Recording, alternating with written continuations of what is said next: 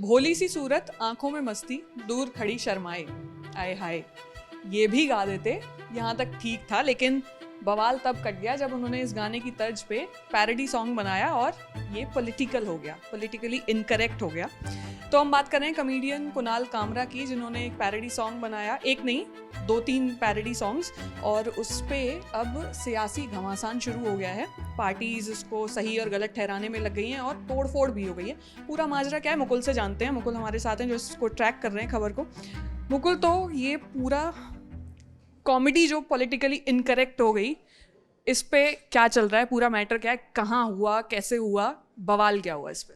सबसे पहले तो इस समय कॉमेडियंस का जो समय वो ख़राब चल रहा है, जैसा कि बोला जा रहा है।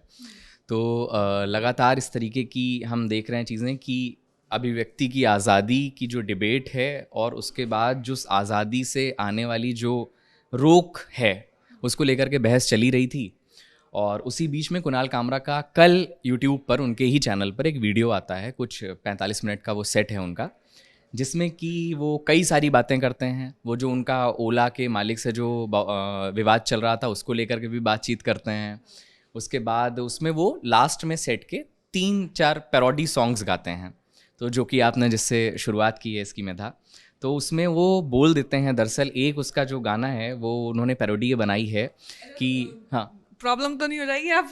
नहीं, मतलब ये तो उन्होंने बनाया है बाकी दर्शक समझे कि ठाणे की रिक्शा, चेहरे पर दाढ़ी, आंखों पर चश्मा हाय, मतलब जो कि शिंदे का ठाणे रिक्शे से जो रिलेशन है, ऑटो रिक्शा चलाते थे। और एक झलक दिखलाए कभी गुवाहाटी में छिप जाए, जब वो अपने नेताओं को लेकर के जब शिवसेना बटी तो वो जैसे गुवाहाटी में चले गए थे। और मेरी नज़र से तुम देखो गद्दार नज़र वो आए।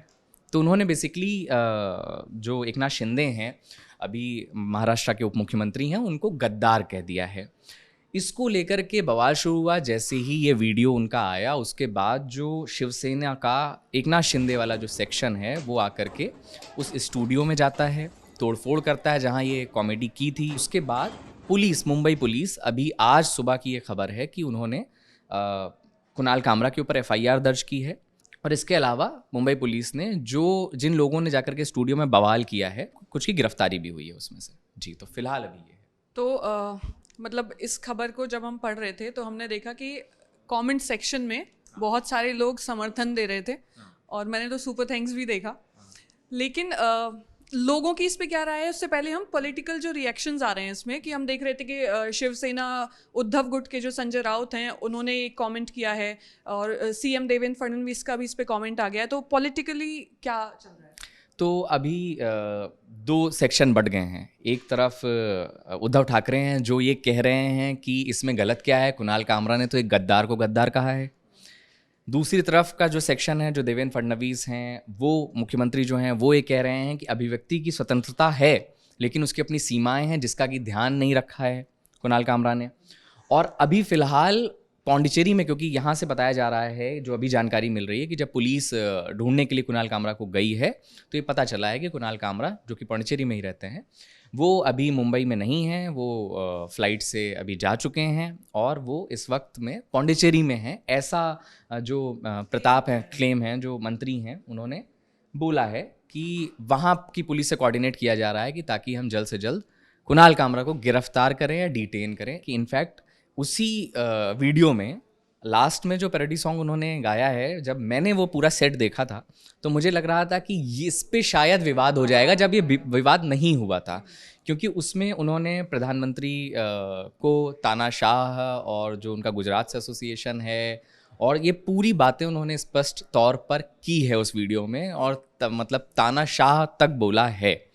तो हमें ऐसा लग रहा था कि इस पर हो सकता है विवाद हो, लेकिन विवाद एकनाथ शिंदे वाले मामले पर हो गया है। कहीं ऐसा तो नहीं है कि विवाद उसी पर हुआ हो, ये वाली क्लिप तो सिर्फ मोहरा हो? मतलब लोग ऐसा कह भी रहे हैं कि शायद उस पर डायरेक्ट ना अटैक करते हुए यहाँ से उस बात को ही आगे बढ़ाया जा रहा है कि एक्शन यहाँ से लिया जाए। जो सुपर थैंक्स की आप बात करेंगे, बड़ा ही इसकी बड़ी चर्चा हो रही है, क्योंकि ये आप देखिए कि कितने सारे लोग आकर के डोनेट कर रहे हैं, मतलब कि सुपर थैंक्स के थ्रू सपोर्ट कर रहे हैं बेसिकली। और इसमें हर तरीके की करेंसी आपको दिख जाएगी, एडी और डॉलर और यूरो सब यहाँ आपको दिख जाएगा और पूरा भरा पड़ा है। तो वही है कि एक तबका है जो कि इसमें इसका पक्ष लेता हुआ नज़र आ रहा है कि ठीक है। अभी इनफैक्ट लोग ये भी कह रहे हैं कि प्रधानमंत्री कुछ दिन पहले एक पॉडकास्ट में जाते हैं जहाँ वो कहते हैं कि क्रिटिसिज्म जो है वो सोल ऑफ डेमोक्रेसी है।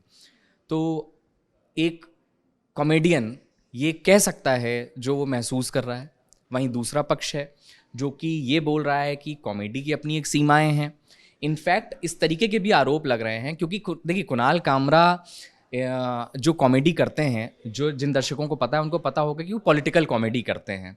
उनकी जो कंगना रनौत के साथ भी जो एक वो चली थी टसल, वो भी हम सब ने देखी। इनफैक्ट बहुत सारे लोग अभी सोशल मीडिया पे उस वीडियो का भी जिक्र कर रहे हैं जिसमें संजय राउत, उद्धव ठाकरे गुट के जो नेता हैं और सांसद भी हैं, वो कुणाल कामरा के साथ एक डिस्कशन कर रहे थे जिस वक्त में कंगना रनौत का जो बीएमसी ने उनके घर के ऊपर बुलडोज़र चलाया था और कहा था कि जो अतिक्रमण का एरिया है हम वो हटा रहे हैं। उसे कुणाल ने सही ठहराया। उससे कुणाल ने सही ठहराया था।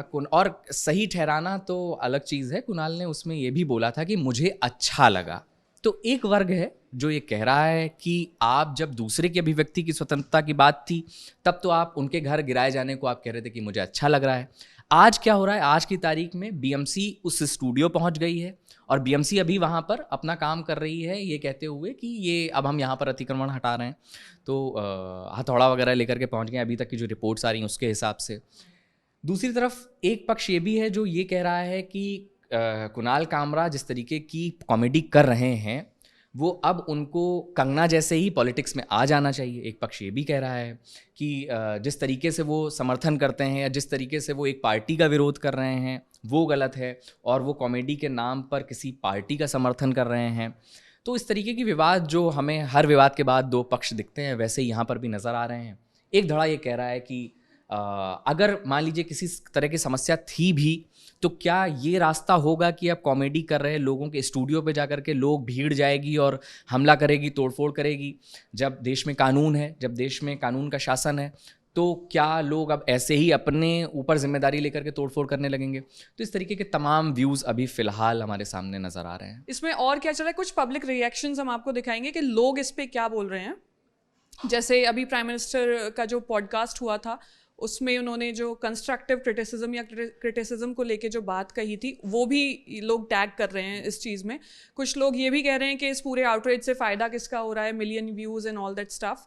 तो इनफैक्ट एक और तस्वीर बहुत ज़्यादा वायरल हो रही है कि कुणाल कामरा अपने हाथों में ये जो संविधान की जो कॉपी है, ये संविधान की इस तरह की ही कॉपी हमने एक नेता के हाथ में भी, हमने राहुल गांधी के हाथ में भी देखी है।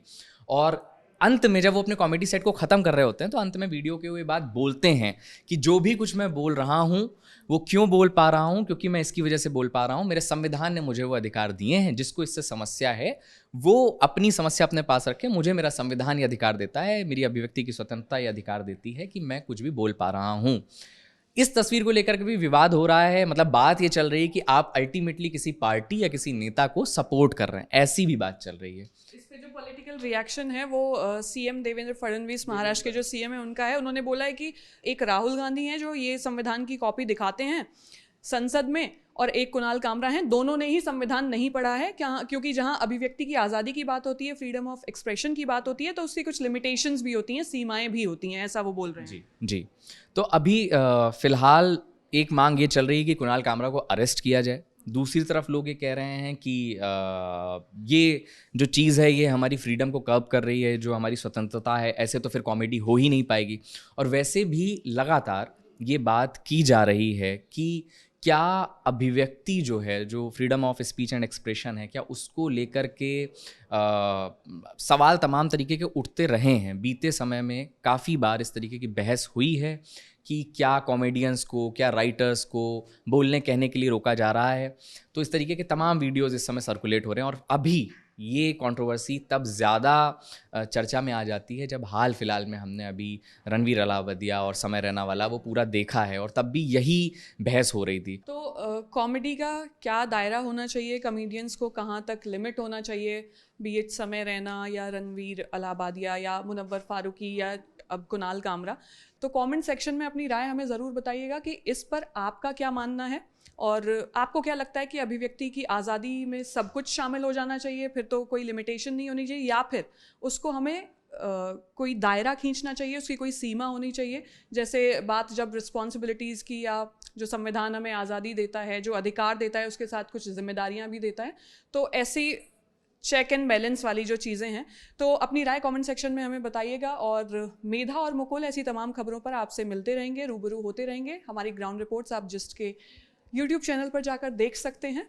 That's the Jist, see you in the next one. एक बात और बोलना चाहता हूँ, अभी हमने पंजाब से ग्राउंड रिपोर्ट की है, और हमने सतलज पे जिस तरीके से जो रिवर की, दिल्ली में भी हमने देखा है कि यमुना को लेकर के बहुत राजनीति हुई।